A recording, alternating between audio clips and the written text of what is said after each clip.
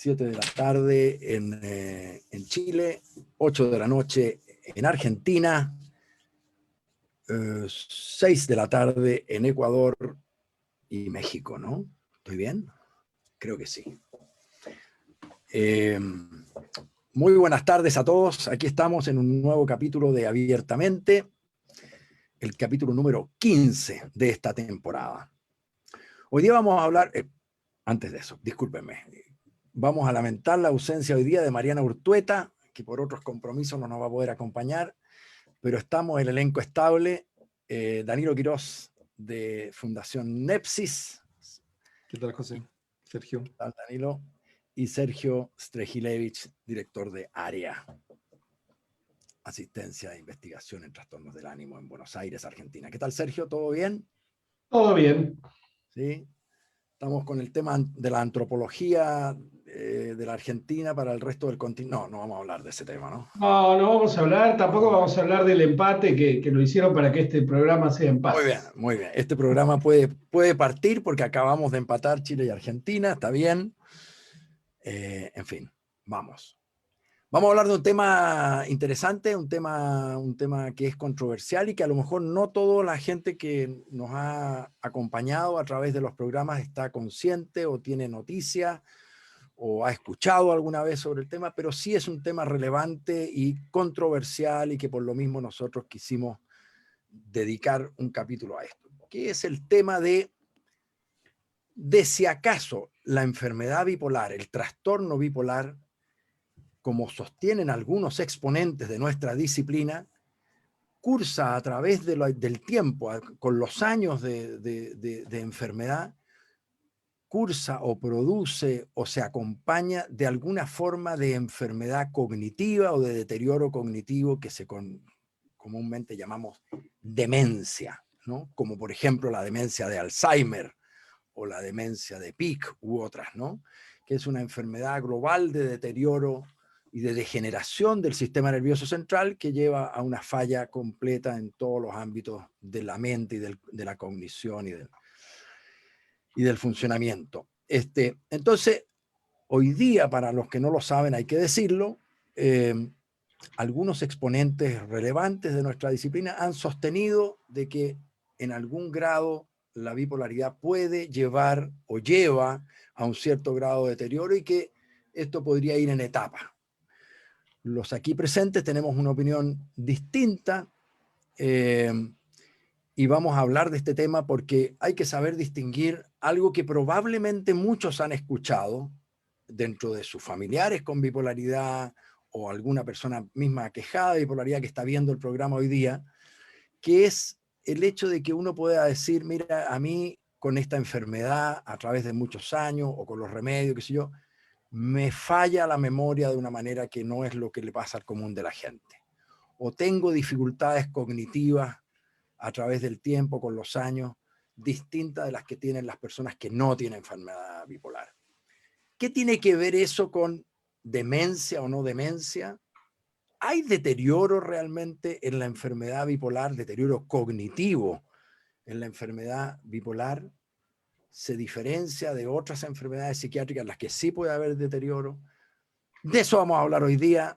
Vamos a ofrecer la palabra, yo creo que a Sergio Strejilevich. Este es un tema muy, muy cercano al corazón y al alma de Sergio Strejilevich, que como todos saben ya es gerontopsiquiatra, o sea, se dedica al tema de los viejos y por lo mismo está muy cercano a la temática del deterioro cognitivo en los seres humanos. Sergio, te ofrezco la primera palabra. Bueno, ¿cómo va? Estaba acá ordenando algunas filminas para compartir, para contarles un poco esto. Y si me permiten, lo voy a hacer. Es decir, me tenés que dejar compartir, Danilo.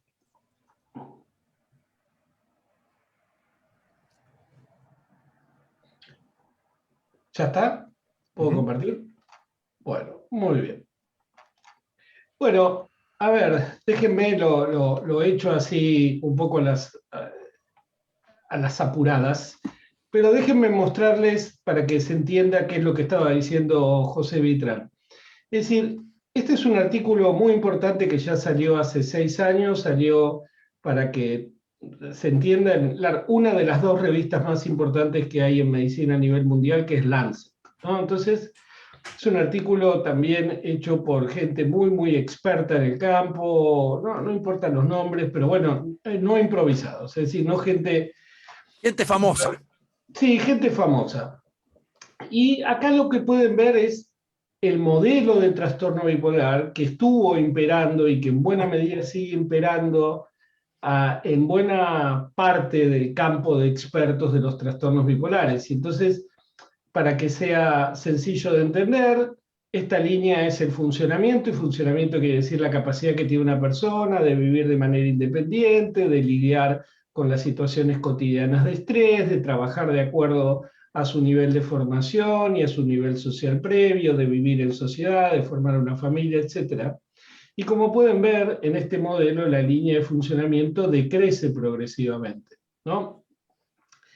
Y si ven, este decremento parece estar relacionado con que la enfermedad parece que al principio es como un esbozo del trastorno bipolar, con fluctuaciones chiquitas, y después ya empiezan los episodios grandes, muchos episodios, cada vez más episodios, y la enfermedad progresa. Esto es lo que se llama hipótesis de la neuroprogresión. Y acá estos autores proponen que al principio habría que dar lo que llaman nutracéutica, nunca aclararon qué era. Estas cosas pasan en medicina y de hecho no hay ningún preparado nutricional que haya demostrado servir de algo para el trastorno bipolar.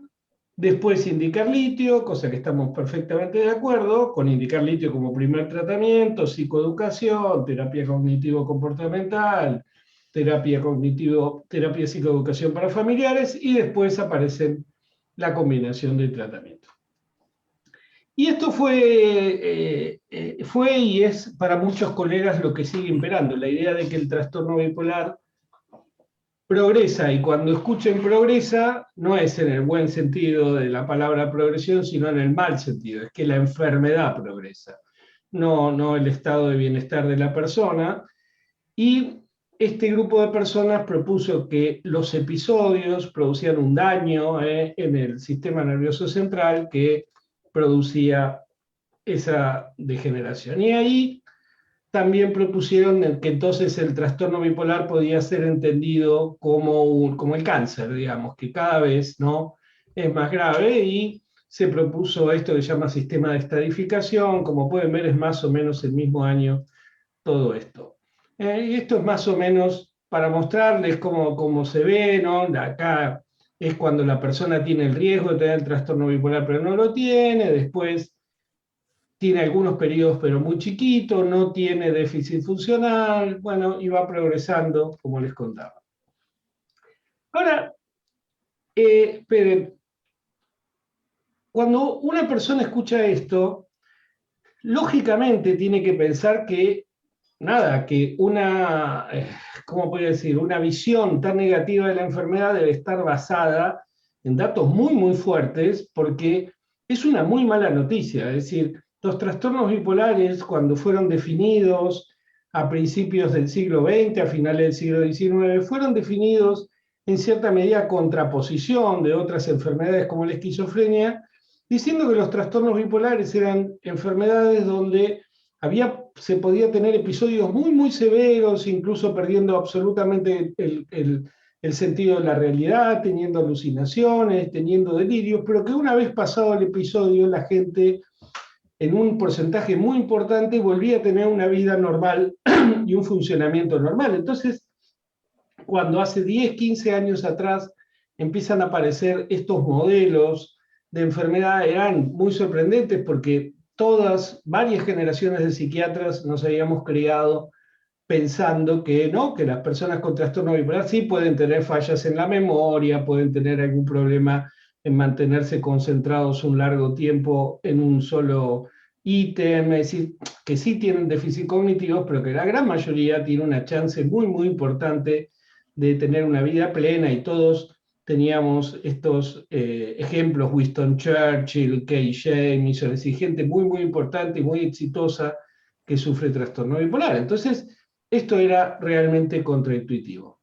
Y aparte, si uno sigue pensando en esto, lleva en cierto sentido a lo que en medicina se llama nihilismo. Nihilismo quiere decir cuando uno dice, bueno, al final no hay nada para hacer, esto va a terminar mal. Entonces el médico, el paciente y sus familiares medio ven como inevitable que ciertas cosas sucedan. Y esto probablemente cuando empezamos a ver esto fue lo que más nos impresionó a Danilo, a José, a mí, a muchos otros colegas en el mundo. Nos quedamos helados e incluso decíamos, bueno, capaz es cierto, pero es para manejar el tratamiento de estas personas es un mensaje medio malo, porque es un mensaje que no está muy cargado de esperanza, todo lo contrario, es un mensaje que desalienta, ¿no?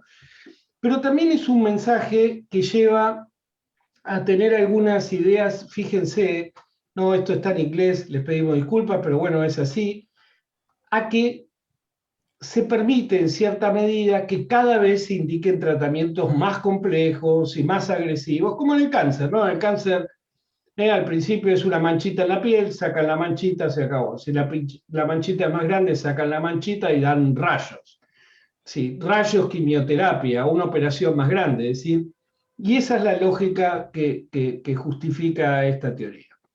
Ahora, nosotros, cuando digo nosotros, es el grupo en el que yo trabajo y trabajé hace ya muchos años, que es ARIA, concretamente con Diego Martino, empezamos a revisar la evidencia, ¿no? Es decir, a ver, hay mucha evidencia para tener esta idea tan pesada de lo que es el trastorno bipolar, y la sorpresa, y quiero que vean las fechas, es que no había ninguna evidencia, o sea, no un poquito, nada.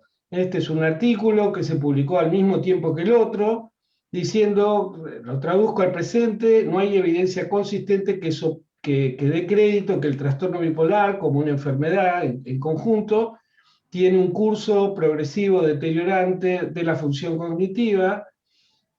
Más aún, nosotros resaltamos que hay otros factores que pueden producir daño en la cognición de las personas con trastorno bipolar, como por ejemplo el mismo tratamiento farmacológico y factores metabólicos que ahora vamos a conversar. Entonces, esto fue una sorpresa, imagínense, cuando estamos hablando, esta es una revista importante también, no es que es una revista regional, esta es una de las revistas especializadas en trastornos del ánimo que hay, pero bueno, lo otro era Lancet, era gente muy importante, nosotros hasta pensamos que estábamos locos porque revisábamos una y otra vez las cosas y no encontrábamos evidencia que diera crédito a esa hipótesis de la neuroprogresión.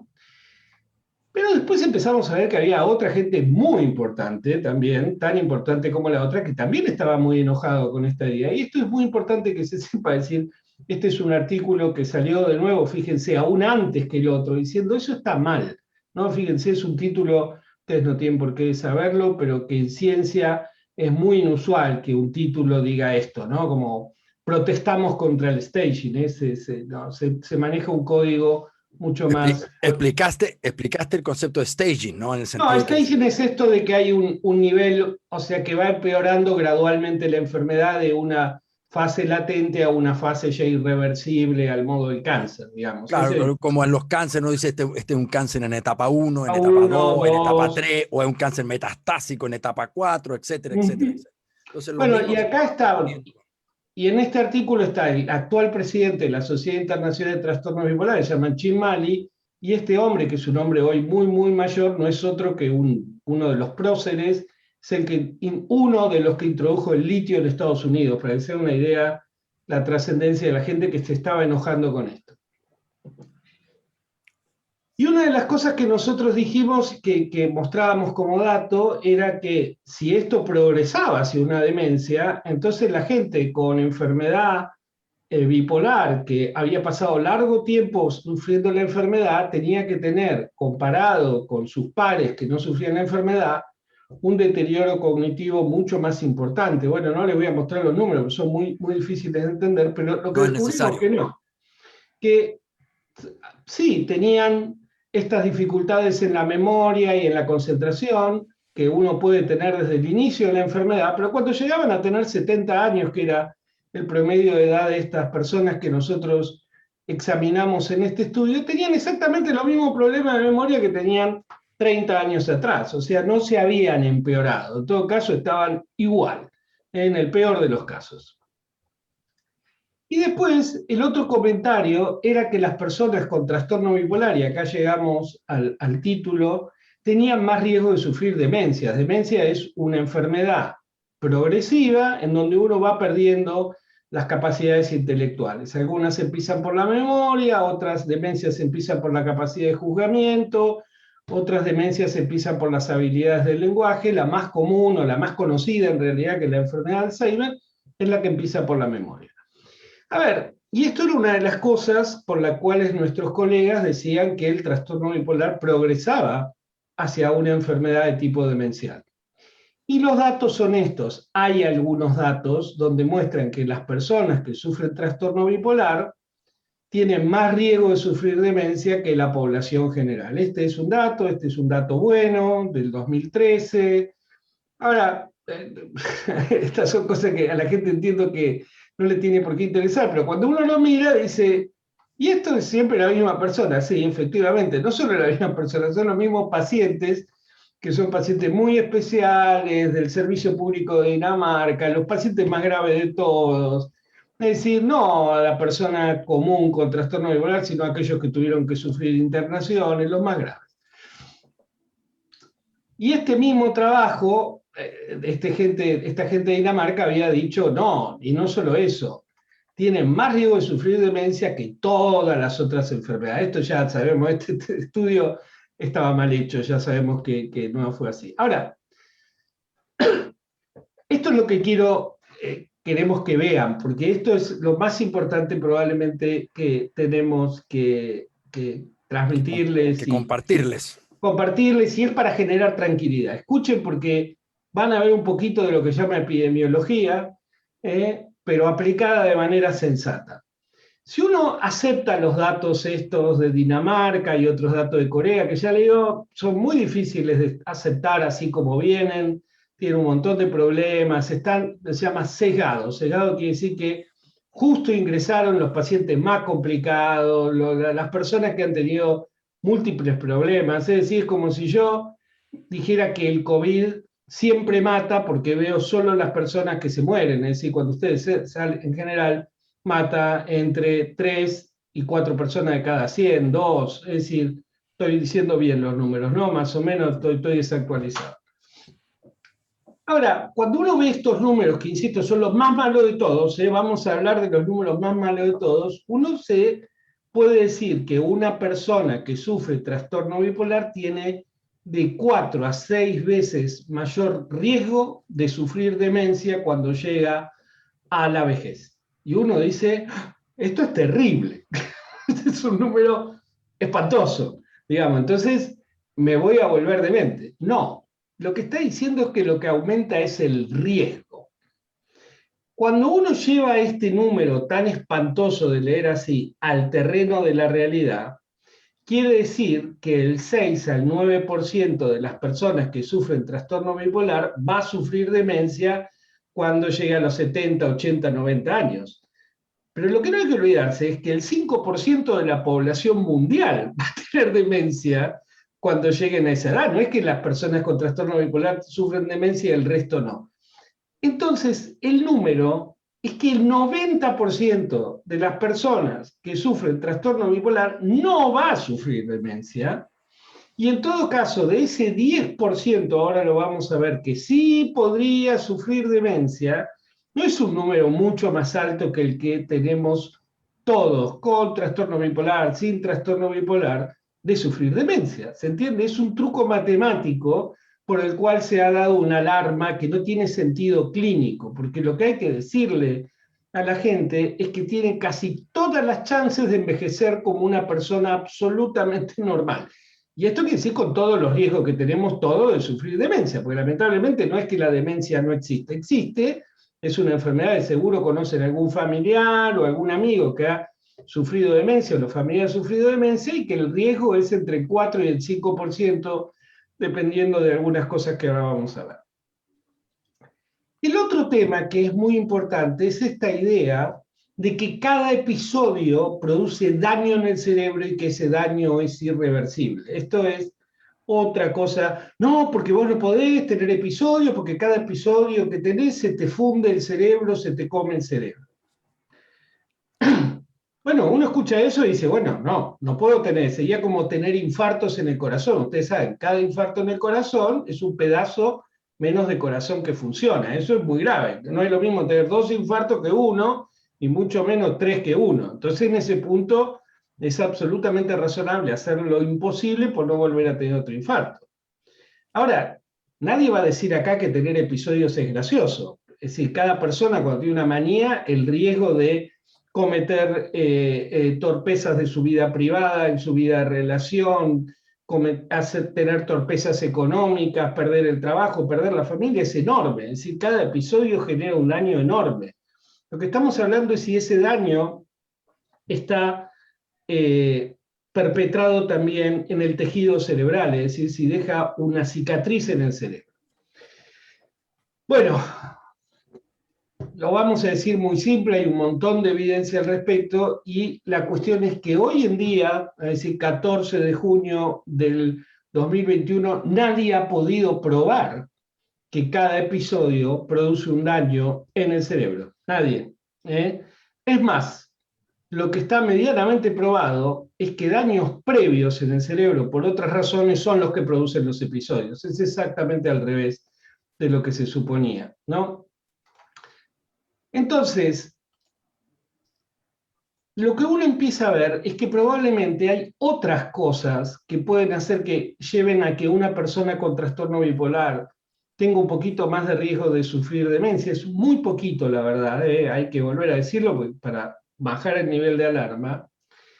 Y son esas cosas las más interesantes de todas, porque no es la enfermedad, sino que son cosas que andan alrededor de la enfermedad y donde uno sí tiene control. Entonces esto es lo interesante, porque la idea de que cada episodio produce daño en el cerebro, que todos los pacientes con trastorno bipolar van a terminar con demencia, a uno lo deja inerte, es decir, sin capacidad de hacer nada. Y cuando digo a uno, digo a la persona que sufre la enfermedad, a sus familiares y a los médicos y psicólogos que la tratan, porque es como, ustedes saben, hoy por hoy la enfermedad de Alzheimer uno puede hacer que el curso sea más benigno, que en general el sufrimiento sea menor, pero uno no detiene hoy por hoy la enfermedad de Alzheimer. Entonces, el punto es que si uno sigue, lo que más interesante es que lejos de tener un curso totalmente homogéneo y predecible, como puede ser, por ejemplo, el melanoma, que es un tipo de cáncer que uno realmente puede saber qué le va a pasar a la persona de acuerdo al estadio que está. En cambio, los trastornos bipolares son enormemente heterogéneos, quiere decir que la evolución varía enormemente de persona a persona, enormemente, y esto incluye el déficit cognitivo, ¿no? Entonces, una pregunta que nos hicimos nosotros y muchos otros grupos de investigación en el mundo ¿es cierto que todas las personas sufren trastornos cognitivos, todas las personas que sufren de trastorno bipolar?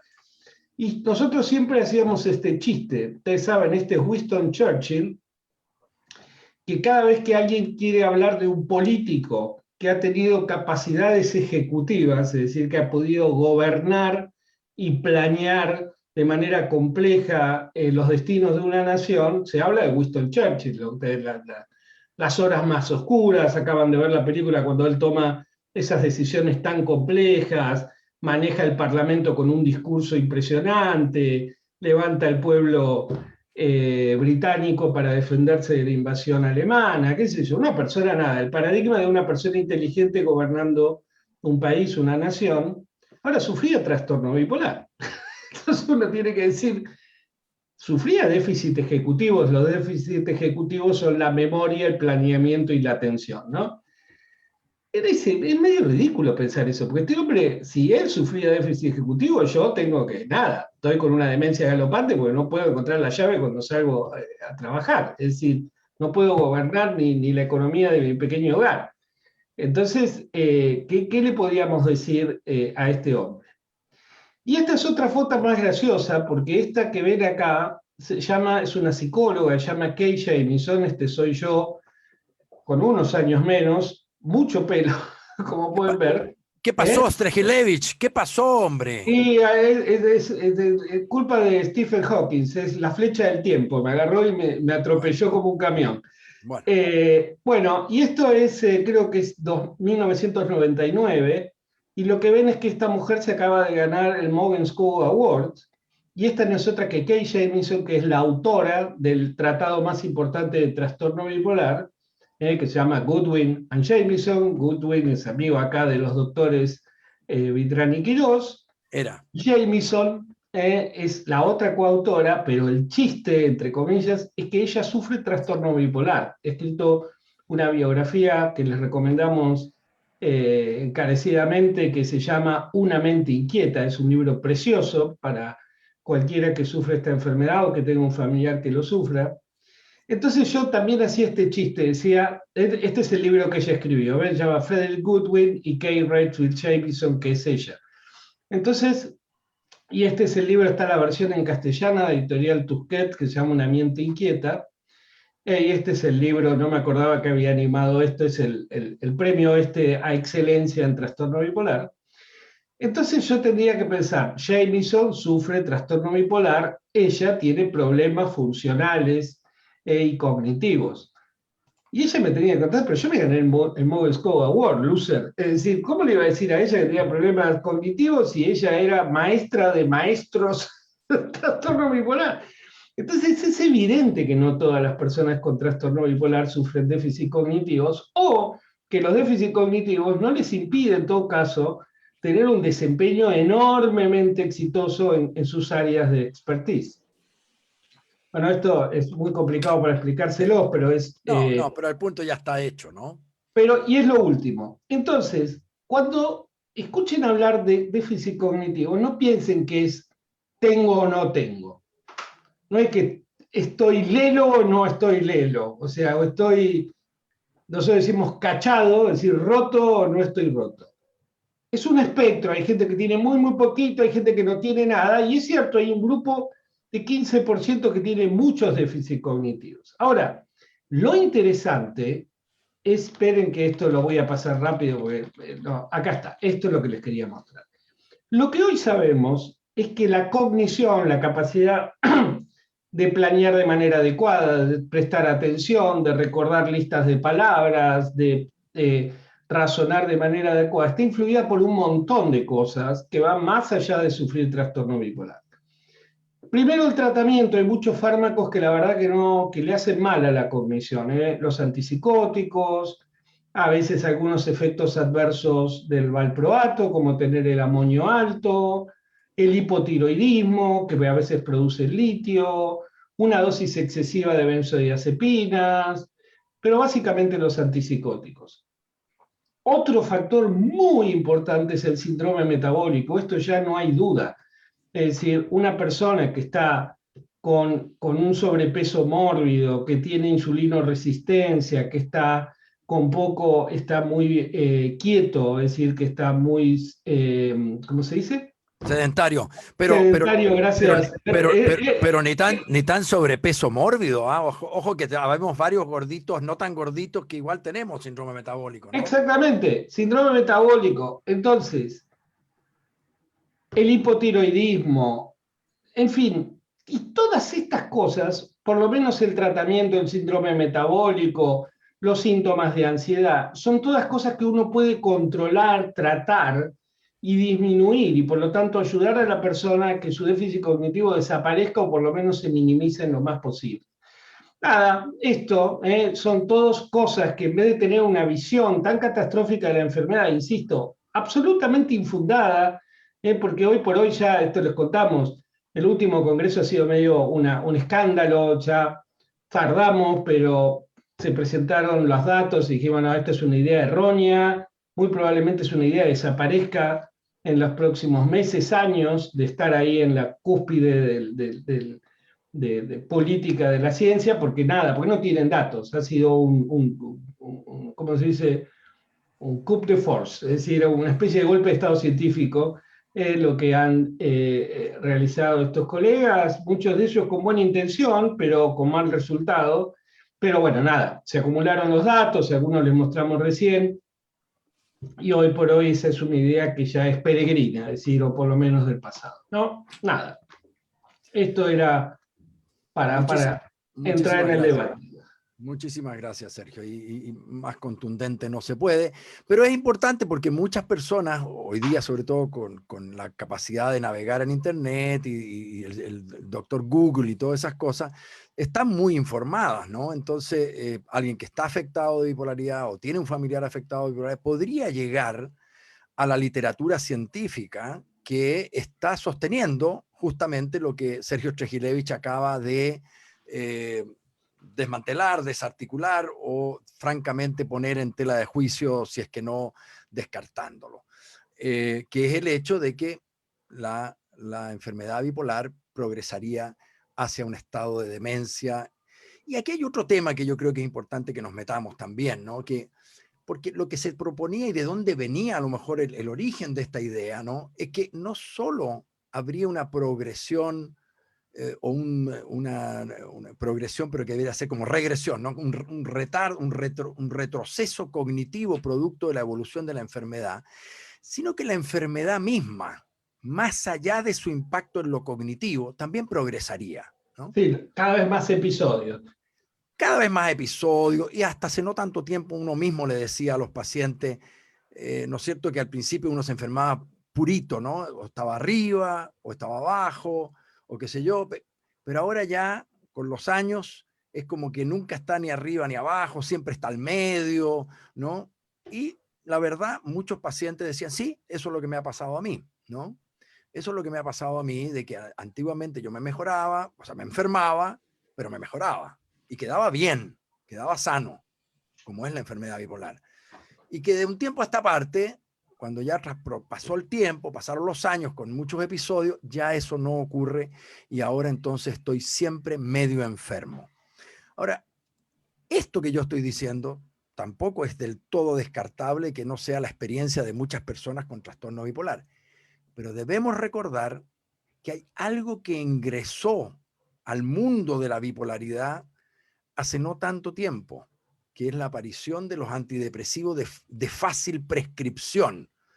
Recordemos que antiguamente, cuando los antidepresivos eran 2 o 3 familias que eran delicadas de usar porque tenían riesgos en la sobredosis, porque tenían efectos cardíacos problemáticos, etc., no era todo el mundo que tomara antidepresivo porque sí nomás. Cuando surgen los serotoninérgicos, ¿no?, como la fluoxetina primero y después todos los que le siguieron, la verdad es que el uso de antidepresivos se hizo infinitamente más frecuente.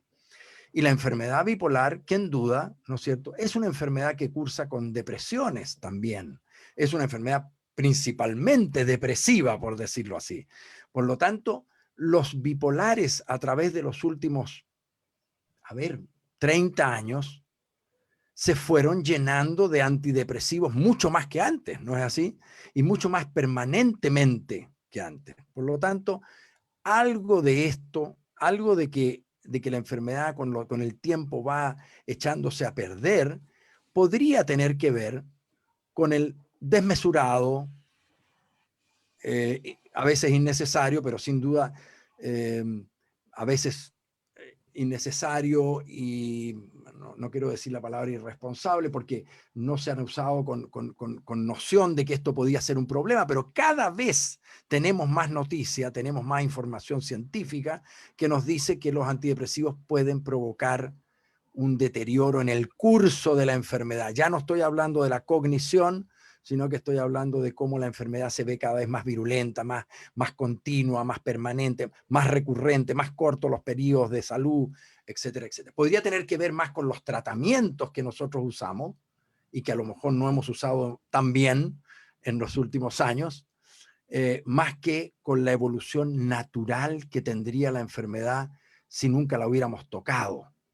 No sé, Danilo, ¿quieres ahí comentar sobre este punto? Comentar solamente que esté abiertamente, digamos, es un poco más complejo, con un tema probablemente para las personas que nos siguen, digamos, más iniciadas, o sea, personas que probablemente tienen, han tenido, o que sus familiares han tenido trastorno bipolar y se han interesado en el tema, o que sus tratantes, digamos, de alguna forma le pueden haber transmitido que el trastorno bipolar o los trastornos bipolares tienen este curso que es degenerativo, que efectivamente va hacia un deterioro, digamos, y que cada episodio va deteriorando. Y lo que nos ha mostrado Sergio es efectivamente cómo se está moviendo el campo de nuestra disciplina en los últimos 5 años, ¿verdad? O sea, son temas que son nuevos, que se están discutiendo. Sergio en particular ha estado en la cresta de la ola, digamos, en este tema. Entonces, alguien que efectivamente es un privilegio poder escucharlo, porque él ha estado detrás, digamos, Para los que muy de piensan, cerca en esta para, discusión. para los que piensan que se tuvieron que mamar, digamos, una explicación un poco densa, digamos, científica, sepan que fue un privilegio porque estamos frente a uno de los exponentes a nivel mundial de este tema, justamente, que es Sergio Strehilevich. Entonces, es un ámbito de la disciplina, digamos, de lo que hacemos que se está moviendo, y se está moviendo en la dirección que dice Sergio, digamos, de que esto de que la enfermedad va dejando, en cada episodio va dejando una huella. Parece que no es tan así, y parece que hay un montón de otras razones para explicar por qué en la experiencia de las personas muchos de ellos tienen la sensación de que están teniendo problemas para pensar, para ejecutar, para organizar, para recordar, para concentrarse, digamos, ¿verdad? O sea, porque ese es el dato, ¿ya? Y en ese sentido hay varias razones, digamos. Una es que precisamente que cuando uno está en un episodio de Eso. depresión o de exaltación, el episodio mismo produce alteraciones cognitivas. Alteraciones cognitivas que, en teoría, debiesen recuperarse una vez que uno se estabilice. ¿Y por qué digo en teoría? Porque para que eso ocurra tienen que pasar dos cosas, digamos. Uno tiene que salir del episodio, es decir, tiene que tener un tratamiento que le permita salir del episodio. Y otra cosa es que tiene que pasar un tiempo razonable para que se permita que efectivamente la recuperación ocurra, ¿ah? O sea, Explicarle lo de subsindrómicos. Comenta Sí. eso. Momento, claro, pero antes de eso, Danilo, perdona. ¿Mm? Tú dices dos cosas tienen que darse. Yo diría, hay una tercera, que hay que decirlo, ¿no? Tiene que producirse que cese el episodio que provoca déficit cognitivo. Recordemos que ¿Mm? existe una condición que nosotros le llamábamos pseudodemencia de la depresión. O sea, ¿Mm? en el estado depresivo alguien se puede ver como con demencia. ¿Mm? Pero ¿por qué no es demencia? Porque es temporal. Porque no es ¿Mm? algo definitivo, no es un deterioro, sino que es algo que es mientras dura el episodio. Tú dices, si el episodio termina, ya estamos en posibilidad de recuperarse mentalmente. Bueno, pero además tiene que pasar un tiempo, porque puede ser que lo cognitivo del episodio se demore más en recuperarse que lo que se demoró, por ejemplo, el ánimo. Entonces alguien puede decir, yo ya no estoy deprimido, ya me siento bien, normal, pero estoy más leso, estoy más lento, estoy más tonto. Bueno, y yo iba a decir, y tercero, que tiene que darse que los remedios que tuvimos que utilizar para recuperarlo de ese episodio no lo estén teniendo también un tanto más leso o un tanto Sí, más lento o un tanto más desmemoriado, porque sí, también puede ser. sí, es que vamos por partes. Usted sabe que me Sí, gusta ir así sí, señor. por capítulos, digamos. Dele nomás, profesor Quiró. Porque, porque lo que tú dices, digamos, uno tiene que salir del episodio y efectivamente tiene que pasar un tiempo. Entonces, ¿cuál es el asunto? Digamos, el asunto es que muchas personas salen del episodio o se sienten mejor, y pasa lo que dice Sergio, que uno puede tener síntomas subsindromales, es decir, que uno se siente mejor, está bastante mejor, pero todavía no está bien, ¿ah? Todavía el ánimo no se ha estabilizado al nivel que uno quisiera, o de mantener una estabilidad que sea duradera, ¿ya? Y obviamente uno puede sentirse bastante mejor o menos mal que cuando efectivamente hace unos meses o algunas semanas atrás uno se sentía que estaba en el hoyo profundo o efectivamente estaba cursando una manía, pero todavía duermo mal. Todavía en la noche cuando me quiero ir a dormir mi cabeza se acelera mucho, todavía tengo una irritabilidad que me impide, y de nuevo, eso puede ser que sea bastante mejor que lo que estaba pasando, pero si esos síntomas se mantienen, es muy difícil que la herida cicatrice por completo, es muy difícil que la cognición vuelva a su estado basal, digamos. Entonces, ese es un punto. Y ahí es donde toda esta discusión creo yo que cobra mucho sentido, digamos, porque muchas veces una persona se puede sentir bastante bien y se mantienen estos síntomas cognitivos y uno puede decir, bueno, es lo que hay, así nos quedamos, digamos, y la verdad es que no se le puede pedir más porque como la enfermedad lleva tanto tiempo, efectivamente, nada, así nos quedamos y sería. Y todo este punto, toda esta discusión tiene que ver con eso, tiene que ver con que una persona que tiene trastorno bipolar, uno debiese pensar de que debiese volver a funcionar al nivel que estaba funcionando previo al episodio. Winston Churchill funcionaba a 120, digamos. Puede ser que uno normalmente funcionaba a 60. Bueno, tengo que volver a 60. ¿Ya? 40. Churchill, claro, tengo que volver a lo que yo funcionaba, no pretender que Winston voy Churchill. a funcionar, claro, no voy a volver a funcionar como funcionaba otro, sino que uno debiese pretender volver a funcionar como funcionaba más o menos uno mismo en el momento previo, digamos, del episodio o de la enfermedad. A eso uno debiera aspirar. Y en ese sentido, si persisten los problemas cognitivos, tengo que pensar que algo está pasando. Y ahí en general hay dos explicaciones.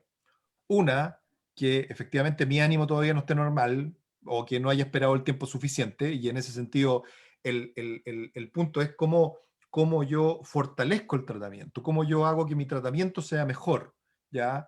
Eligiendo mejor los medicamentos, o cambiando los medicamentos, o Sí, fortaleciendo sí, la rutina, el horario, etcétera, eso, etcétera. Digamos. eso lo hace mi Vamos, doctor, pero yo como paciente lo que tendría que hacer, por lo que dice Danilo, es pedirle, no voy a decir exigirle porque nos llega a nosotros después, pero solicitar del tratante que haga algo más o que se siga intentando porque aún no estoy de vuelta en el como yo soy. en el ánimo, digamos. Esa es una.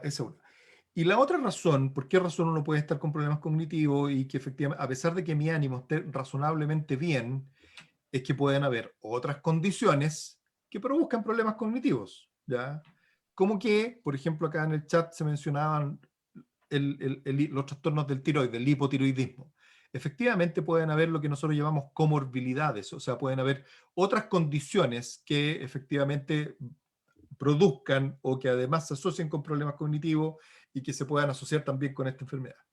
Y la otra son los medicamentos, ¿ya? Y efectivamente ese es el otro gran capítulo, digamos, ¿verdad? De que efectivamente los medicamentos que usamos efectivamente son útiles, sirven, son eficaces, los queremos porque efectivamente son los medicamentos que nos van a poder ayudar a las personas a tratar su ánimo, pero así como las cosas hacen bien, hacen mal, ¿no? Si funciona, tienen efectos secundarios. Efectivamente tienen efectos secundarios. Y ahí es donde el equilibrio del tratamiento, el equilibrio de los medicamentos que uno usa puede hacer toda la diferencia o puede hacer gran parte de la diferencia en los trastornos cognitivos, digamos. Sergio, Claro, quería decir algo. antes, Sergio, antes, pero porque aquí los remedios, cuando decimos, pueden ser todos ellos, no nos engañemos, no, la gente lo sabe. Hay remedios que Sergio ha planteado varias veces que pueden ir provocando un cierto daño cognitivo, ¿no? Como es el caso de los antipsicóticos, a lo mejor el valproato, etcétera, cuando está asociado a hiperamonemia. Pero la verdad es que la mayoría de nuestros pacientes van a resentir el efecto de los remedios, aunque no estén provocando un efecto cognitivo verdadero. Muchos pacientes sienten que el litio los pone más leso, menos creativo, menos brillante, menos agudo. Muchos pacientes, está demostrado que el litio produce daño cognitivo. No, para nada, digamos, pero muchas veces está descrito como un efecto subjetivo, secundario. La lamotrigina, gran componente, ¿no es cierto?, de nuestro arsenal terapéutico para la bipolaridad. Tampoco está demostrado que produzca ningún daño de ningún tipo, pero muchos pacientes con la lamotrigina tienen subjetivamente la sensación de que su vocabulario está más chico, de que no tienen toda la versatilidad ni del lenguaje ni de la memoria que usaban tener, ¿no? Entonces, casi todos los remedios, y hay personas que incluso se pueden quejar de los antidepresivos en este sentido, ¿no? Pero casi todos nuestros remedios pueden provocar impacto en la sensación cognitiva. Y antes de pasarte la palabra, Sergio, quiero recordar solamente que esta enfermedad que es tan particular cursa también con episodios de euforia. Y en la euforia es muy, muy común que la persona se sienta particularmente rápido de cabeza, lo contrario de déficit cognitivo, que se sienta más inteligente de lo habitual, que se sienta más rápido de lo habitual, que se sienta más creativo de lo habitual, asociando, lúcido, etc. Y no estoy hablando, por supuesto, de estados de exaltación maniacal muy grandes, en donde ya también la cognición se va a la punta del cerro, pero en estados más preliminares de elevación anormal del ánimo, la persona puede tener subjetivamente una sensación muy, muy grata por lo pronto, pero muy de aumento de la cognición. ¿Cuál es el problema? Que a veces no pueden olvidarlo. No lo olvidarán jamás, eso que sintieron cada vez que estuvieron un poquito eufóricos. Y entonces, en la normalidad anímica, sienten que están bien, que están normal, que pueden trabajar, que pueden pensar, que la memoria igual les funciona, pero no estoy tan bien como yo sé que puedo estar. No estoy tan bien como en otras oportunidades he estado. Y en algunos casos se pueden estar refiriendo a ese estándar dorado que les queda como recuerdo de las veces que han estado arriba. No sé qué piensan ustedes. Sergio Strejile. Sí. No, a ver, no, 100% de acuerdo. A mí me parece que me gustaría ir dando algunos tips y contestar un par de cositas. Contesto una previamente que me parece, María José dice, la estabilización siempre es a la baja, siempre es en desmedro, ¿no? Es decir, es como, ahora se está discutiendo en política, dice, no tiene que haber diferencias sociales, seamos todos pobres. Es decir, como una especie de igualación hacia abajo. Y si bien lo que está diciendo María José no lo dice de ninguna manera, ni de manera inocente, ni por desconocimiento, sí me gustaría decirle a María José lo siguiente, que no es así. ¿Por qué? Porque el objetivo del tratamiento de los trastornos bipolares, bien llevado, no es la estabilización, es la recuperación funcional. Entonces, cuando yo pongo como objetivo la recuperación funcional es volver al estado de funcionamiento previo al inicio de la enfermedad. Eso lo pueden lograr entre un 40-35% de las personas. Hay otro grupo que logra casi llegar a la meta, digamos, tiene algún desmedro, y es solo un 20% el que persiste con déficit funcionales severos. Es decir, en realidad la mayoría adquiere una recuperación bastante buena de su funcionamiento. Entonces, ¿qué estoy diciendo? Sergio, déjame interrumpirte. Cuando dices un 20% solamente queda con un déficit cognitivo que no mejora, tampoco te estás refiriendo a demencia, te estás refiriendo justamente a, claro. No estoy hablando de cognición, estoy hablando de funcionamiento. Una cosa muy simple, que todos nos podemos dar cuenta. La persona es capaz de manejar sus cosas de manera adecuada y llevar adelante sus potencialidades. Como decía Freud, amar y trabajar. Es decir, de acuerdo a lo que le corresponde. Y estoy diciendo que si es ingeniero, trabajar de ingeniero, y si es agricultor, trabajar de agricultor. Lo que digo, no, un ingeniero trabajando de agricultor y un agricultor no pudiendo sembrar su campo. Entonces, eso cambia absolutamente la visión del tratamiento, porque si yo estoy estable, pero no estoy pudiendo trabajar, esa estabilidad es inadecuada. Entonces, ese es un paciente que está establemente mal, no estable, está establemente mal. Es decir, el psiquiatra, como decía Danilo, tiene que empujar, el psiquiatra, el psicólogo, todo el sistema de tratamiento, hasta lo más posible la recuperación funcional. Y ahora estos son los tips. Dicho esto, que supongamos, yo salí del episodio, y cuando decimos salir del episodio es por completo, sin síntomas. A veces se logra, a veces no se logra. Pero supongamos que yo tenía 100 de depresión y ahora tengo 20. Bueno, es un montón menos. Pero donde cenizas quedan, el fuego se vuelve a prender. Entonces, hay que empujar el tratamiento y hay pequeños trucos para capaz mejorar eso. Supongamos que esto que decía Danilo, que se llama síntomas subsindrómicos o residuales, ya están coagulados. Y esto que decía José también, yo siempre le uso una frase de un amigo nuestro que se llama Frances Collon, que es un experto en psicoterapia de trastorno bipolar, dice que los síntomas cognitivos son el invitado pesado de la fiesta. Y yo le preguntaba por qué, dice, el invitado pesado de la fiesta es el que llega primero, ese que todavía está limpiando la casa y llega, y que después el último que se va. Entonces, a veces los episodios empiezan con síntomas cognitivos y cuando ya todos los síntomas, el sueño mejoró, el ánimo mejoró, el humor mejoró, sigue habiendo problemas cognitivos y se van resolviendo con el paso del tiempo. Pero varias cosas para que una persona afectada por trastorno bipolar, sus familiares, tengan en cuenta cuando ven que la memoria, la concentración, la creatividad no está del todo bien, a pesar de que el ánimo ya está perfecto. A la hormona tiroidea. La hormona tiroidea no tiene que estar bien, tiene que estar súper bien. Súper bien quiere decir no solo dentro de los límites normales, sino aún hay un valor que se llama tirotrofina o TSH, tiene que estar por debajo de 1.5. Y acá hay datos buenos, duros, que muestran que la gente que tiene la hormona tiroidea por debajo de 1.5-1 funciona cognitivamente mejor que la tiene entre 1.5 y 4. Y ni hablar si están ligeramente hipotiroides. Eso es una cosa. Lo siguiente es que no todos los fármacos son igual de dañinos. Los más dañinos para la cognición, esta es una opinión personal, son los antipsicóticos. Y no estamos diciendo que no hay que usarlos, porque si ustedes vieran nuestras historias clínicas, los tres usamos antipsicóticos cotidianamente. Mucho. El tema es que hay que entender que es algo, como decía Danilo, que hay que ajustar y desajustar hasta encontrar el punto justo, donde sirven lo más posible y donde dañan lo menos posible. Entonces, si yo siento que estoy poco creativo, apagado, apático, desapegado, tengo derecho a decirle a mi clínico, ¿podríamos bajar un poquito el antipsicótico a ver si estoy un poco más reactivo? Porque efectivamente producen falta de reactividad, enlentecimiento psicomotriz, sobre todo si están dando aparte síntomas motores, es decir, si uno se siente lento, poco ágil, inestable, se llama parkinsonismo eso.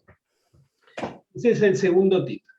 De todos los fármacos, el que menos déficit cognitivo produce es el litio. Esto digo porque vale, hay mucho litio. No, el litio es el que menos produce, pero no es una opinión, son datos duros, es decir, si está bien indicado, no hay hipotiroidismo, los niveles plasmáticos en litio no son elevados, es el que menos produce. Ahora, hay gente que le produce síntomas cognitivos porque el litio le cae mal. Entonces tampoco el clínico tiene que ser tan cabeza dura y decir, a mí el litio me cae mal. No. El litio cae bien. No, el litio cae mal. Es decir, es como uno de mis hijos cada vez que come salchicha vomita. Es decir, bueno, pobre, le cae mal la salchicha, ¿qué vamos a hacer? Es decir, no tiene la culpa de nada y eso, y a mí la salchicha me encanta y no vomito nada. Es decir, hay respuestas individuales, pero de todos los fármacos que de primer nivel de recomendación para el tratamiento del trastorno bipolar, el litio es el que menos déficit cognitivo produce y es una de las razones por las cuales uno lo tiene que dar en primer lugar. Pero quiero insistir, algo... Sergio, pero sí. hay que insistir ahí que hay gente que se va a quejar del litio porque le arrebató la hipomanía. Bueno, eso... El litio le trató la enfermedad y ya no anda eufórico o levemente eufórico por la vida. Y entonces va a decir, yo soy menos inteligente con litio que sin litio. Bueno, está bien, pero hay pruebas, uno puede objetivar esto capaz vale la pena decirlo. Uno se puede quejar de déficit cognitivo sin no tenerlos, es decir, y tenerlos y no quejarse y tenerlos. Es decir, por eso hay que, cuando uno sospecha que hay déficit cognitivo, hay que hacer lo que se llama evaluación neurocognitiva, que son una serie de pruebas psicológicas que dan un número, que es la mejor manera de entender el problema. Claro, hay gente que no se trata, hay gente que no se trata la bipolaridad porque siente que lo deja menos inteligente. Entonces, es muy importante aclararlo esto, claro. Sí, está bien. Yo creo que bien explicado y con una buena psicoterapia, eso es un tema que en general se salda y que muchas veces hay gente que sí, que está menos creativa y tiene razón. Hay fármacos que producen disminución de la creatividad y no se los considera adecuadamente cuando lo dicen y eso hace que abandonen el tratamiento. En mi experiencia, cuando uno los escucha y se pone fino en el manejo de las drogas, la chance de encontrar un negocio que sea adecuado, en el negocio en el sentido de que se controlan los episodios y, ¿cómo se llama? Manteniendo la creatividad, la chispa, y a ver, una vez más, todo tratamiento del trastorno bipolar bien llevado conlleva cosas que son muy objetivas, ganar más dinero y tener mejor relación con las personas. Entonces, cuando la cosa sale bien, uno lo ve, no en la historia clínica, la ve en la vida de la persona, que es una vida más rica en términos laborales, en términos sociales. Y con esto lo último que quería decir. Y lo tercero lo acaban de decir varios acá en el chat. El ejercicio físico es crucial. No un detalle, y no es como el cura me decía que haga ejercicio, no es un consejo de tontos o de... Es crítico. Es decir, el ejercicio físico tiene un efecto tan poderoso, cada vez lo estamos entendiendo más. Entonces, las personas que logran tener una estabilidad anímica que les permite entrar en lo que se llama ejercicio físico sistemático, porque salir corriendo un día 6 kilómetros y después estar 6 días en la cama, eso no es ejercicio, eso es salir corriendo 6 Eso es kilómetros. estupidez. Es claro, uno se puede infartar. Ejercicio físico sistemático puede ser para una persona de mi edad caminar todos los días 40 minutos y sería perfectamente beneficioso de la misma manera que para uno de 20 correr 40 minutos. Es decir, y es crítico, y yo creo que lamentablemente los médicos y psicólogos hemos menospreciado este consejo tan sencillo y privilegiamos capaz otras indicaciones farmacológicas, psicoterapias complejas, y no le ponemos aliento a esto, que no está en nuestras manos, está en la mano de profesores de gimnasia, familiares, la comunidad, que es salir del sedentarismo aun cuando uno no esté con ganas de hacerlo.